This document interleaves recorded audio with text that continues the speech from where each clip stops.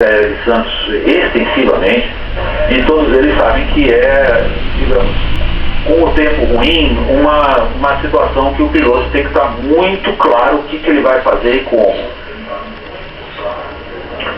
São essas informações que a gente tem até o momento. O acidente ocorreu numa fase específica do voo, aproximação para pouso, seguida de uma arremetida. Você mesmo disse pra gente, ainda é muito cedo para começar a investigar um acidente que acabou de começar. A informação que a gente tem e que confirma é o tempo muito ruim lá no litoral de São Paulo, mais precisamente em Santos, tempo nublado, tem uma frente fria se aproximando, tempo fechado. E pode dizer que essa pode ter sido uma das causas desse acidente? Porque ele tentou pousar no Guarujá, teve que arremeter e aí sim ele caiu, bateu numa casa próximo a uma academia de ginástica, chegou a atingir um prédio. A gente está até, inclusive, agora vendo as imagens do local onde esse avião Cessna caiu. A gente pode dizer que o tempo pode ter sido uma causa desse acidente? Na linguagem oficial dos investigadores de acidentes, Evaristo, o tempo é considerado um fator contribuinte, mas não a causa. A causa é provavelmente alguma coisa envolvida, talvez, eu não quero especular porque isso seria absolutamente irresponsável. Mas nas investigações de acidentes semelhantes, os investigadores em geral se concentram em tentar entender quais foram as atitudes tomadas pelos pilotos. Costuma-se saber, sem que isso seja de novo uma especulação, que nessa fase do voo, dificilmente causas mecânicas são fatores contribuintes. O mau tempo, sim, causa dificuldade ao piloto, especialmente numa pista como a da base aérea de Santos em Guarujá, que é cercada de morros altos, o que provavelmente fica impregnado na consciência de qualquer piloto. Um piloto provavelmente pensa: eu estou operando numa pista que exige muita atenção, em condições de visibilidade muito difíceis, e sei que estou cercado de morros.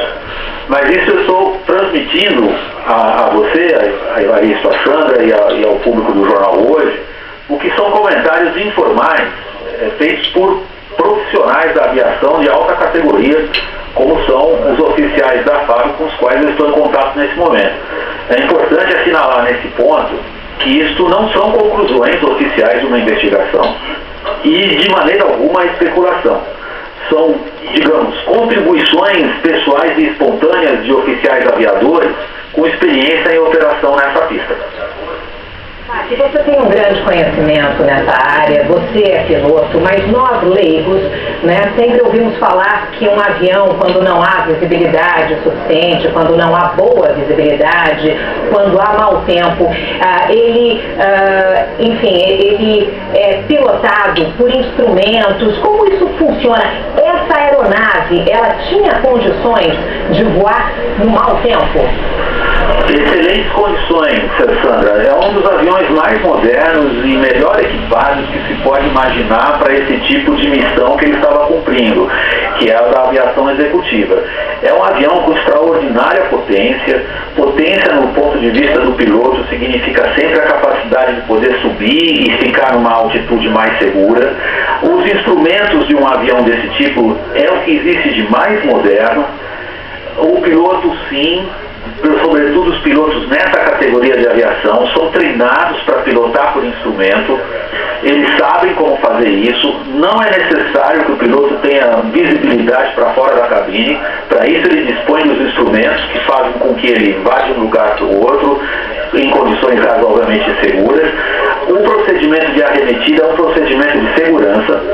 Ele está previsto em todas as cartas, todos os mapas, todas os desenhos, digamos assim, falando numa linguagem bem acessível, que um piloto tem que obedecer para levar o avião sem visibilidade até a pista com segurança. Então o procedimento de arremetida não é uma improvisação.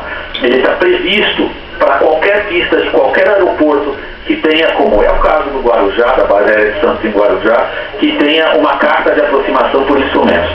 Ok. Fak, eu queria agradecer a sua atenção com a gente aqui no Jornal Hoje. A gente está conversando com o nosso colega do Jornal da Globo, William Vac, que estava participando de uma palestra registra e gentilmente está conversando com a gente aqui, dando as informações sobre esse acidente desse avião Cessna, onde estava a bordo o candidato a presidente da República, Eduardo Campos. Vac, muito obrigado, uma boa tarde para você. Nós vimos agora há pouco a imagem lá de Santos, né? O tempo realmente bastante fechado, uma chuva fina. Agora são 13 horas e 13 minutos do dia 13 de agosto de 2014. Eduardo Campos, candidato à presidência da República pelo PSD, morreu neste acidente de avião, um Cessna que caiu sobre uma academia, perto de uma academia de ginástica no bairro do Boqueirão, em Santos. Ele decolou do Rio de Janeiro, estava a caminho de Guarujá, quando se aproximava para pousar, teve que arremeter.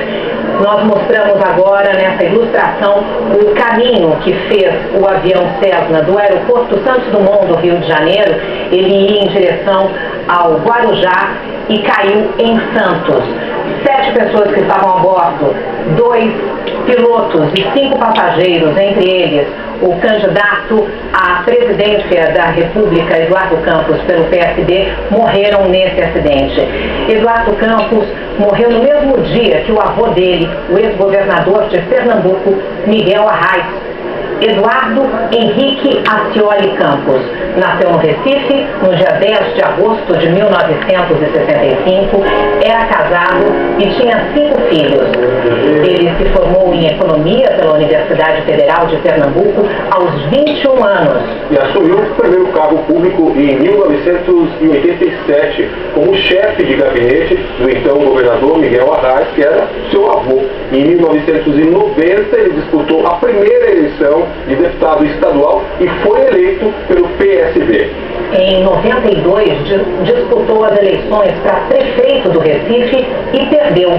2 anos depois, se elegeu deputado federal, mas não foi para Brasília. Ficou em Pernambuco e ocupou primeiro a Secretaria de Governo e depois a da Fazenda. Foi reeleito deputado federal outras 2 vezes, em 1998 e em 2002. Em 2004, 2 anos depois, no governo Lula, ele assumiu o Ministério da Ciência e Tecnologia.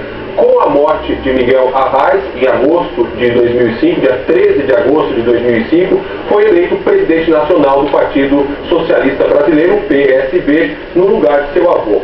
Foi eleito também governador em 2006 e reeleito para o cargo em 2010, e esse ano ele deixou o governo de Pernambuco para se candidatar à presidência da República. Ele tinha como candidata à vice-presidência Marina Silva, que não estava a bordo desse voo.